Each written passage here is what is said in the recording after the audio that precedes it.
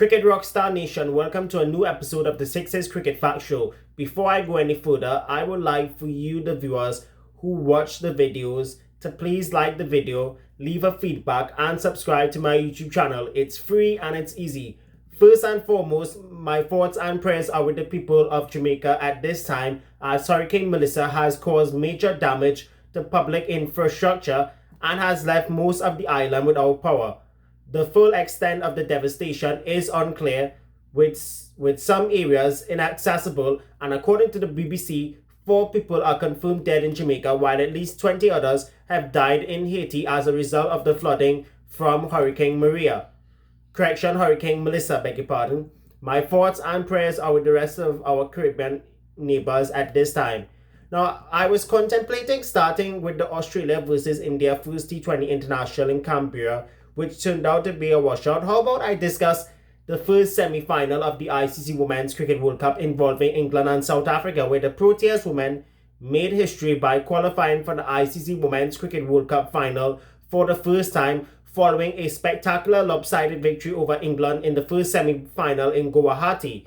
Now, coming into the semi-final, the Proteas women were the underdogs, and they have been known over the years for choking in the big games, especially the knockout phases. Now, the last time these two teams faced was in the league phase at the same venue in Guwahati, where South Africa was only bowled out for just 69. Well, in the semi-final, the tables did turn, as when they batted first this time around, just like what they did the last time, the difference was they didn't even make 69. This time around, they posted a massive 319 for the loss of 7 wickets after 50 overs. The standout performance, hands down, has to be their captain, Laura Wunderwald, with a breathtaking 169 of just 143 deliveries. In my book, this has to be one of the all-time greatest innings I've seen in the ICC Women's World Cup game, especially on the biggest stage. And let me tell you this up front, guys, it's 100 times better than the Harmanpreet Kaur 174 the Indian captain made against Australia in the 2017 semi-final played at the County Ground in Bristol. The elegance, the timing, and then the acceleration in the slog overs from Wunderwald made her look untouchable, and she truly led from the front. Don't forget, she was involved in crucial partnerships with Tansme Brits, who set the foundation, and especially Marizon Kapp, who added stability and quick runs, meaning that the English bowlers were under immense pressure all afternoon. For England, credit must go to Sophie Ecclestone, who came into the match with an injured shoulder. She had brilliant figures of 4 for 44, and in the circumstances, she was the only warrior that stood up for England and pulled things back. However, the 319 proved to be very heavy for the Proteas, as the English women chasing 320 to reach the final was always gonna be tough for the Poms, as they lost 3 wickets inside the first 2 overs. Forget this, folks, just 1 run. Had the Poms, and let me tell you now, the Poms were in all sorts of trouble then. And let me tell you this as well, it also turned out to be a nightmare beginning, as Marizon Kapp, sensational opening spell, immediately put the 4-time champions on the back foot. Huge props must be given to Nat Sciver-Brunt, who made 64, the captain, and young Alex Capsey, 50. These two, they dug in together and built a 107-run partnership for the 4th wicket, and for a glorious hour or so, you would have been thinking yourselves, can they still chase this down? However, that partnership did show real grit and class. Once Kapp came back into the attack and broke that vital partnership by dismissing Sciver-Brunt, the floodgates truly opened, as the required rate was out of reach, and England couldn't have been able to recover, as they ended up crashing out for 194. Marizon Kapp, as I mentioned, her sensational opening spell, or should I say her sensational 5 for 34, along with ripping through the top order, was the icing on the cake. Plus, she came crunch early on, as I mentioned, by making 42 before causing all that havoc with the ball. South Africa, as I stated, came into the semi-final with a score to settle, especially after that thrashing by England earlier on in the competition, and the way how they showed phenomenal mental strength to produce their A game that mattered the most on the biggest stage. I'm very happy that South Africa is in the final, and now they must wait to see who they face in the second semi-final between India and Australia in Navi Mumbai. The first T20 international between Australia and India, played at Manuka Oval in Canberra, unfortunately was abandoned due to inclement weather and also curfew, which I will get to in a moment. The visitors came out absolutely firing after Australia won the toss and elected to field first. The scoreboard was ticking at an action-packed rate, and I'm talking about, get this guys, 10 runs per over. The Indians came out fearless and all guns blazing. The biggest positive for India and their fans was seeing Captain Surya Kumar Yadav in vintage form following a disappointing Asia Cup campaign in the United Arab Emirates. His unbeaten 39 of 24 deliveries, including some trademark aggressive shots, really dispelled any lingering form concerns as he looked in complete control. He also had support in vice-captain Shubman Gill, who was very impressive on the night, chipping in with 37 not out of 20 deliveries as he and Yadav shared a 62-run stand for the third wicket of just 35 deliveries, which was pure box office while it lasted. If you're an Australian fan, the Aussie bowlers did look rattled under the Indian assault, especially after the first rain interval where the ball got damp and therefore struggled to contain the flow of boundaries.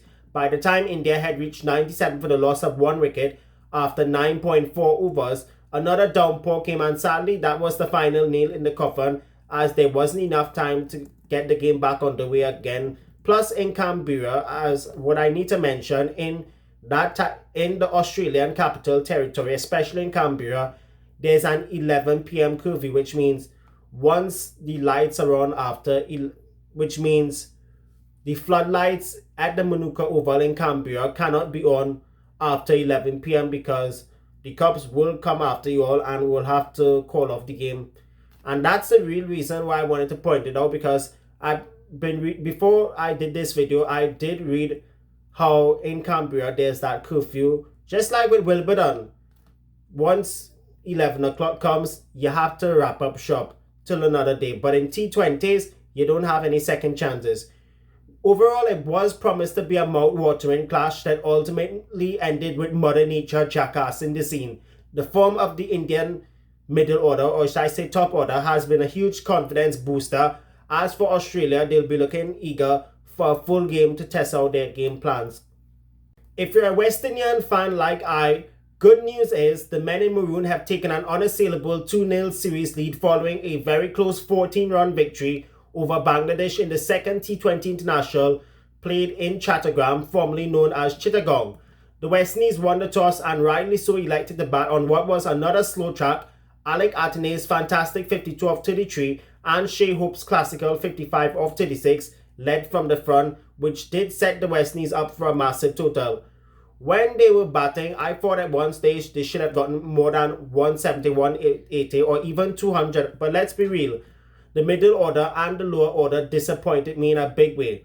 From a dominant position at 106 for 1 in the 12th over, they crumbled, losing 8 wickets for 43 runs in the last 8 overs. And there's the serious issue which they need to improve on very quickly. These collapses cannot keep occurring like that, even when they have to face the bigger teams down the line with the World Cup not too far from now. Credit must be given to Mustafizur Rahman. I thought he was brilliant in his 4-over spell with figures of 3 for 21. Defending 149 on what was a low, slow pitch felt like a humdinger of a task, but the West Indies bowlers were absolutely phenomenal. They turned a below-par total into a winning one, and this is why T20 cricket is so exciting. Akil Hussain was simply unplayable as he had figures of 3 wickets for 22 from 4 overs on what was a spinning wicket. Now, normally, folks, he would start off the festivities, or should I say normally he would start off with the new ball, but had a different rule in this game, bowling in the middle phase. He did go for a few, but did take the crucial wickets of Litan Kumar Das and Rishad Hussain. Romario Shepherd, who was surprisingly adjudged the player of the match, had figures of 3 for 29, and he held his nerve, especially in the back end of the innings where he had pace variations and the accurate Yorkers to go along with it. And Jason Holder was his usual economical self, picking up 2 wickets for just 20. The experience and the control of the whole unit, especially under pressure from him, was top-notch. Bangladesh, however, did show fight, especially Tanzil Hassan with his brilliant 61. He looked like he could have taken the game away from the West Indies, but when the required rate got out of hand, or should I say crept up, the West Indian bowlers kept applying pressure.